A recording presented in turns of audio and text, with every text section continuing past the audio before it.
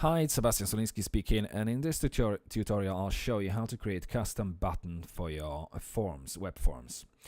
First of all, let's create the form within Dreamweaver or any other text event application. Okay, I'm going to go quite easy. Just simply do it this way. No, yeah, form 1, let's leave it like that. Let's insert the table with 3 rows, 2 columns, yeah, heading on the left, that's fine. And let's insert the button from the form section. Okay, we're going to give our button the ID of btn label. We leave blank, but we wrap it around our button and click the OK button. Okay. Now what we are going to do, we are going to assign this label to our button, which means we're going to type for btn, and we also are going to provide our label with the ID, and we're going to give an ID of SBM for submit. Okay, that's all fine. Now let's open Photoshop and create a new file.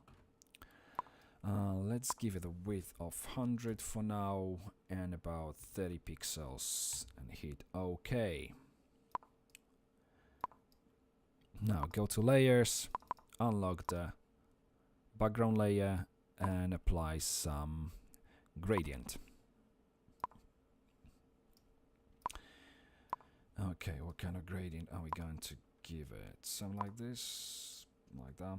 Yeah, that sounds good. Okay, okay. That's fine. We can slightly resize it because we don't need it as long. Okay. Now file, save for web and devices. Let's check optimize. We've got 164 bytes with the GIF. If we use PNG, 199. Okay, so that's more than 164. And let's save it as gift. I have this project in my desktop. Okay, btn.gif. Now we're going back to the Dreamweaver, and let's create the style for our new button.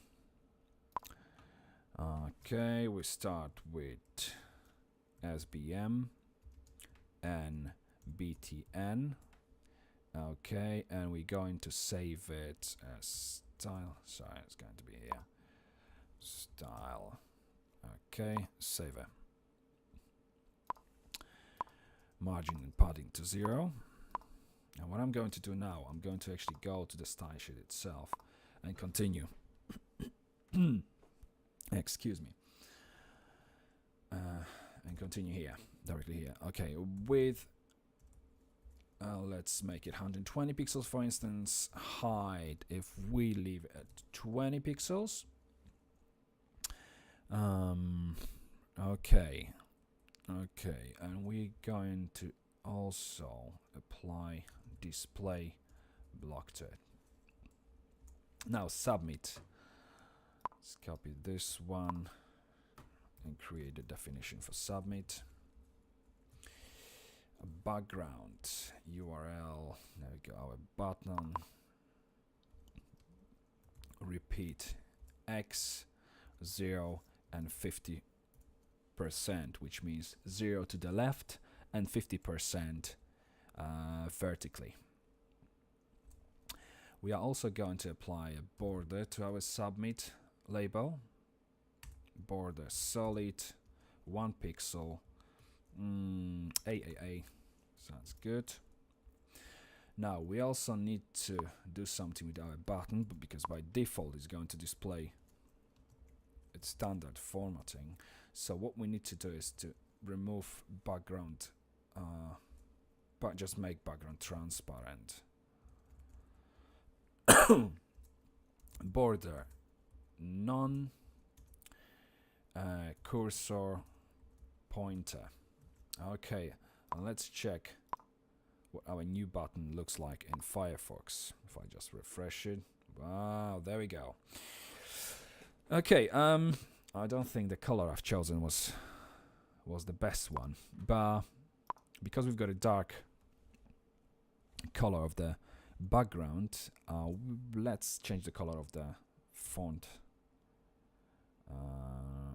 to something like F1, F1, F1. Save, refresh in the browser. Here we go.